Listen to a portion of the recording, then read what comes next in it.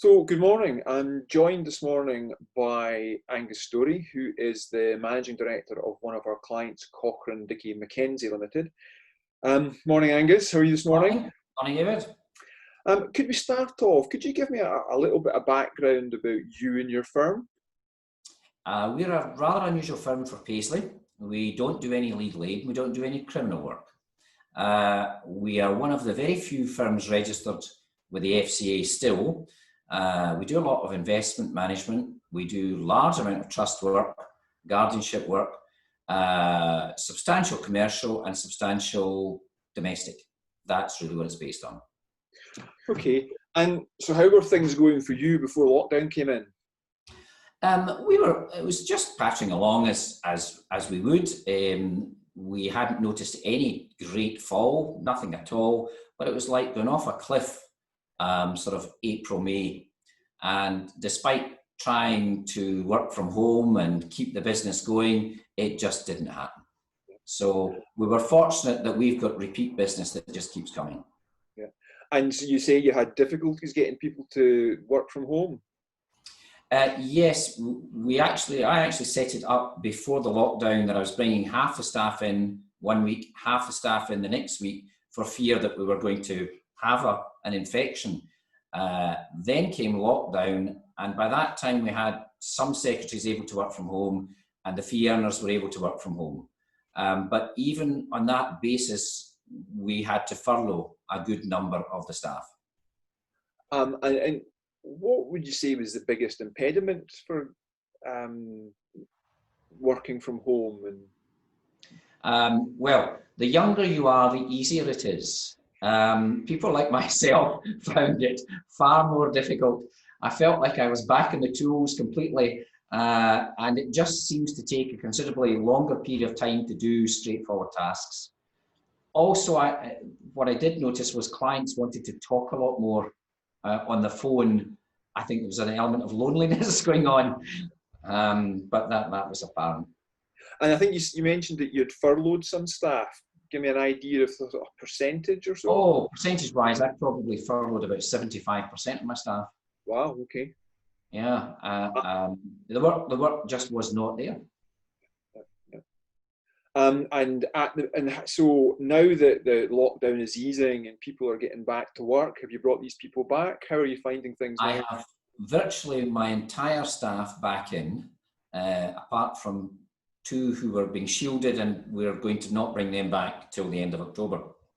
I had to socially distance and reconfigure the whole office, which was a challenge, but it's working.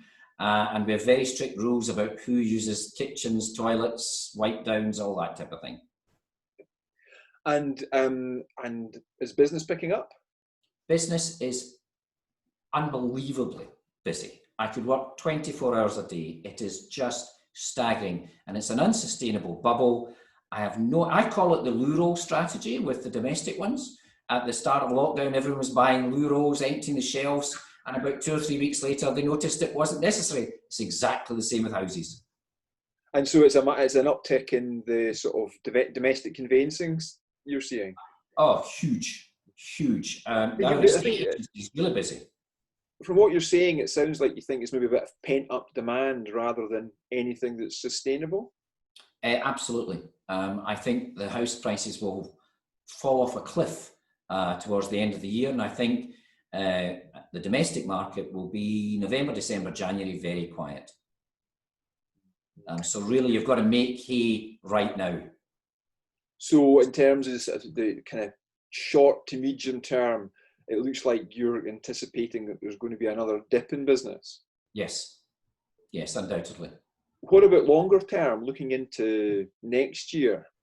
How's your crystal ball? One of the larger banks say that although we're in recession right now, the main recession is going to be the first quarter of next year. And then that depends how bad that is. But I think all we can do is climb back up from that. But I don't think it'll happen quickly. Be a slow descent into a major recession.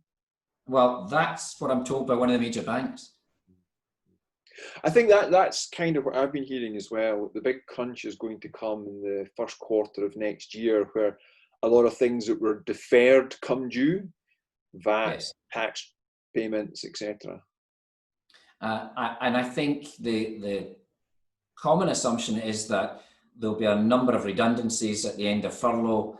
I think they're already happening. And then the commercial market has picked up quite considerably, but I don't know if that was pent up, that they just wanted to get things done. But that's got to be affected by the recession first quarter of the year. Okay. So final question. If there was one takeaway, one thing that you learned or found valuable coming out of the lockdown experience, what would that be? Well, I found that once I was doing jobs of other people in the office who weren't here, I reckoned it could be done far more efficiently. And I've brought back staff and said, I'm expecting you to do a lot more than you were doing before, because I think you just filled their time. But that's lack of supervision on my part, but that's what's been discovered. That's interesting, actually. A few people have said that to me, that because they were forced to do jobs that they don't usually do, they actually got into the job that they had been letting somebody else do and thought, well, hold on a second, we can reorganize this, we can make this better, we can change this, we can make it more efficient. Yes, that's exactly correct. It came as a surprise, but yes, that's definitely happened. Well, thank you very much, Angus. That's been really interesting. And I have to say, I hope you're wrong. Thank you very much. Bye now. Thanks, David.